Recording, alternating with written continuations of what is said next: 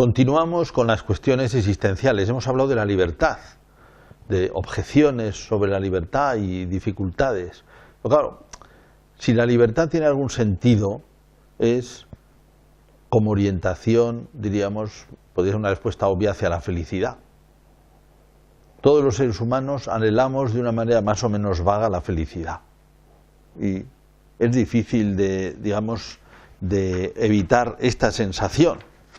En el último párrafo de su famosa novela Cisnes salvajes, la novelista china Jung Chang, en la que cuenta en esa novela la epopeya de unas mujeres chinas que en distintas generaciones pues pasan de todo, ¿no? Con la revolución china, tienen que huir, etc. Y el último párrafo. Al pasar revista a mis 26 años, advertí que había experimentado tanto privilegios como renuncias, que había sido testigo de la valentía y el miedo, y que había conocido tanto la bondad y la lealtad como las profundidades en la crueldad humana. Rodeada de sufrimiento, muerte y desolación, había contemplado sobre todo la indestructible capacidad humana para sobrevivir y buscar la felicidad. De verdad, los seres humanos, aun en condiciones dificilísimas, intentamos sobrevivir, nos mueve una esperanza de qué, de algo. Y sin embargo, sería difícil saber qué es. Ciertamente algunos bienes sabemos que están relacionados con la felicidad, el bienestar y mucho más todavía los amores familiares, los amores de los nuestros proyectos de vida, también cosas que tienen que ver con nuestra patria, con nuestros amores, con nuestras tradiciones, con nuestras culturas. Todo eso que en algún momento nos ha proporcionado alegría es como parte de la felicidad que buscamos, indicios de la felicidad que buscamos. Y sin embargo, todavía el tema es suficientemente vago y suficientemente abierto para ser un poco inaferrable. Es decir, ¿por dónde le entramos? ¿Por dónde conseguimos establecer, vamos a decir, una teoría completa de la felicidad? Quizá lo más sensato es reducir un poco el tema, empezar por lo pequeño. Un poco siguiendo la manera de hacer de Husserl, el fundador de la fenomenología, sería pues buscar los fenómenos elementales. Quizá la felicidad es demasiado grande y no lo experimentamos como fenómeno, pero en cambio sí que experimentamos como fenómeno, lo podemos analizar, la dicha.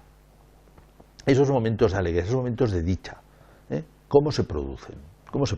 Pues ya lo había advertido Aristóteles, la alegría se produce cuando se toma conciencia de poseer un bien. Es decir, hace falta algo que sea un bien para nosotros, hace falta tomar conciencia y a continuación viene como una repercusión anímica ese estado de alegría. Se podría pensar que la felicidad es simplemente la ampliación de esto, pero vamos a ir por partes. Volvamos. Digamos, ¿cómo se produce?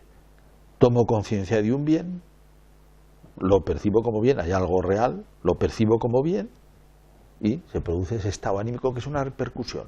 No lo puedo producir directamente, la sensación de alegría.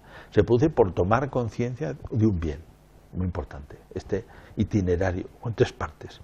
Una realidad, percibirla como bien, una repercusión anímica. Claro, se podría establecer una escala de dichas o de alegrías en correspondencia a una escala de bienes. Cualquier bien, distintos tipos de bien, producen distintos tipos de alegría. Aquí hay que incluir también como bien lo que es evitar un mal. Claro, lo que es evitar un mal se percibe también como un bien. He conseguido evitar un peligro, estoy contento, claro, evidentemente.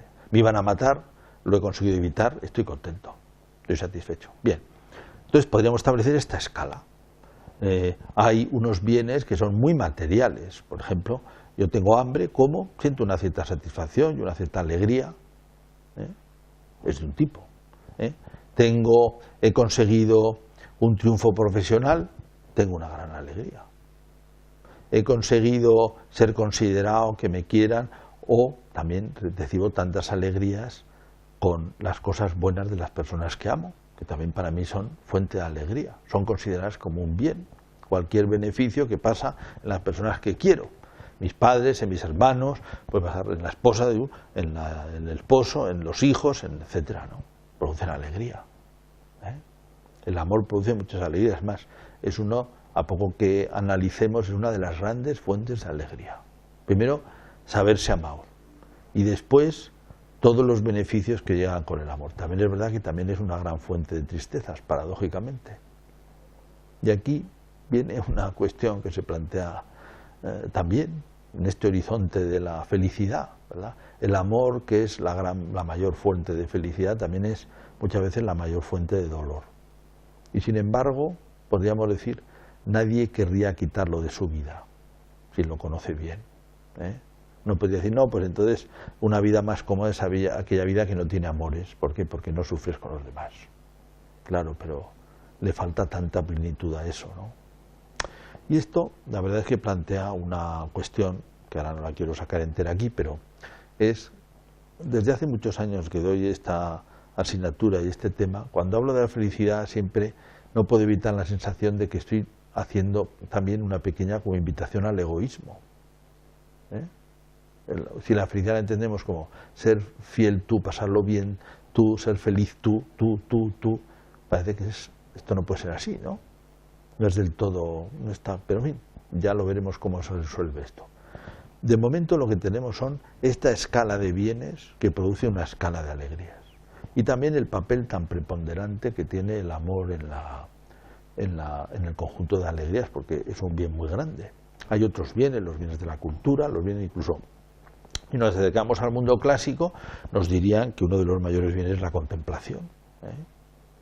Ahora, con todo, no se puede evitar la sensación de una cierta fragilidad, ¿eh? Cuando planteamos ya el tema, es decir, ¿qué sería entonces, cómo se podría construir una vida feliz? ¿Cuál sería la fórmula de la felicidad? Bueno, una consideración clásica es esta de Cicerón. Dice: la filosofía de la antigüedad sostiene que la felicidad radica únicamente en la virtud, también en la contemplación. Pero la felicidad no es completa si no se le suman los bienes corporales y todos los otros que son necesarios para poder disfrutarla. Claro, si lo que dice el mismo Cicerón, si tuviéramos una felicidad y, digamos, la contemplación o la virtud, pero los nuestros no pudieran comer, pues sería difícil ser felices, ¿no? Con eso, en esa situación, ¿no? Claro, esto ciertamente nos pone ante la precariedad de este tema. Es decir, parece que estamos diseñados para tener una especie de ansia de plenitud que aquí es irrealizable, ¿no? Que también un cristiano eso lo entendería inmediatamente como lo que estamos hechos para Dios, ¿verdad? Visto desde abajo, lo único que uno puede apreciar es que, por un lado, eso, que las ansias, los anhelos que tenemos no nos dan en sí mismos cuál es la fórmula de la felicidad, no lo advertimos inmediatamente, necesitamos la experiencia propia y ajena para ir dando forma a este tema. Y después, que efectivamente es una cuestión precaria. Tengo una cita muy simpática que está tomada de un libro de Juan Antonio Vallejo Nájera, que era un psiquiatra y tertuliante de televisión muy famoso, se llama el libro Locos Egregios. Ahí recoge un párrafo del testamento de Abderramán III. Dice Abderramán: he reinado más de 50 años en victoria o paz, amado por mis súbditos, temido por mis enemigos y respetado por mis aliados. Riquezas, honores, poder y placeres aguardaron mi llamada para acudir de inmediato. No le faltó nada. No existe terrena bendición que me haya sido esquiva. En esta situación he anotado diligentemente los días de pura y auténtica felicidad que he disfrutado. Suman 14. Hombre, no cifres tus anhelos en el mundo terreno. Bueno, quizás a los demás no suman 14, pero desde luego está bastante expuesto.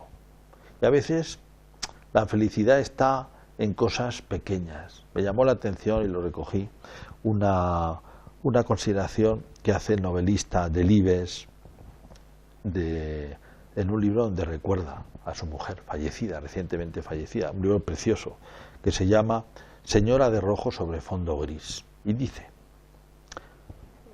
los recuerdos: las más de las veces callábamos, nos bastaba mirarnos y sabernos, nada importaban los silencios, el tedio de las primeras horas de la tarde.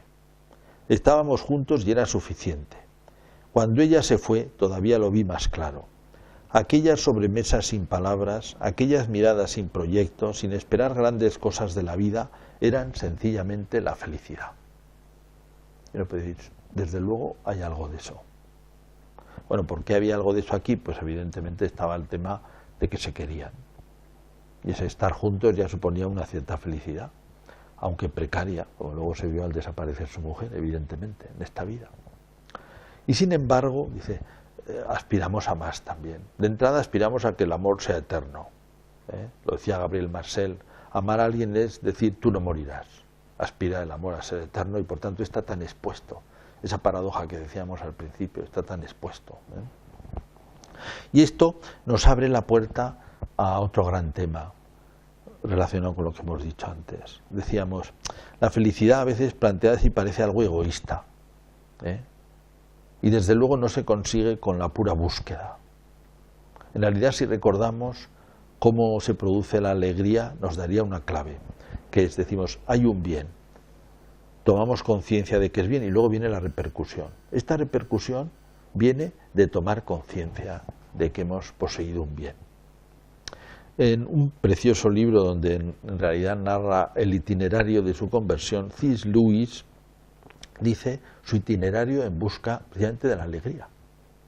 El libro se llama Sorprendido por la alegría, Surprised by Joy, sorprendido por la alegría, y narra sus experiencias desde una primera alegría infantil cuando le regalan en realidad un juguete, un campo, una especie de granjita, una felicidad que le parece precioso, tiene como un sentimiento de trascendencia, de maravilla, a toda su vida donde va percibiendo en distintos momentos ese sabor de la alegría y que le orientan a bienes cada vez más profundos. Y al mismo tiempo con esta cuestión de fondo, la alegría no se puede buscar por sí misma, es algo que viene de acertar en la orientación de la vida. Y esto nos pone ante la otra cuestión, que es felicidad o realización. ¿Qué tenemos que buscar? ¿La felicidad o realización? Y esto también recuerda algunas consideraciones de aquel psiquiatra vienés que ya hemos considerado en la clase anterior, Viktor Frankl, cuando al tratar con sus enfermos, con sus pacientes, en esa manera de tratarlos, que era descubrirles el sentido, les hacía descubrir el sentido de la vida realizada, la vida realizada. Hay algo que no nos pueden quitar en esta vida, que es lo que hemos hecho bien. Hay felicidad en comer bien, decimos, una cierta dicha. Hay felicidad en obtener un poco de dinero. Hay felicidad en un triunfo. Hay felicidad en ser querido. Hay felicidad en haber hecho lo que teníamos que hacer. Y paradójicamente ninguna persona se arrepiente de haber querido a quien tenía que haber querido, de haber sido generosa con el que tenía que haber sido generoso. De eso no se arrepiente nadie. Quizá ha sido motivo de muchos sufrimientos también en la vida, puede ser, pero al mismo tiempo es como un bien conseguido. Bueno, ninguna felicidad es suficiente en esta vida. Ahora, los bienes más profundos dan una felicidad más grande. El amor, decimos, da una felicidad muy grande. La honradez, haber hecho lo que teníamos que hacer, da una gran felicidad también a la hora de contemplar la propia vida. El que planteara, en cambio, el tema de una manera egoísta, es decir, mi satisfacción, mi satisfacción, mi satisfacción, ni siquiera podría conseguir la felicidad en este mundo. Los cristianos sabemos que esa felicidad plena que anhelamos, en el fondo, cuando anhelamos la felicidad, anhelamos a Dios. Cuando anhelamos el amor, anhelamos a Dios. Un amor que llega también a otros, porque no solamente no se opone, sino que se combina con el amor a los demás. Fuente de felicidad en esta vida, fuente de felicidad en la vida siguiente. Esto nos da unas pistas sobre este gran tema que es la felicidad.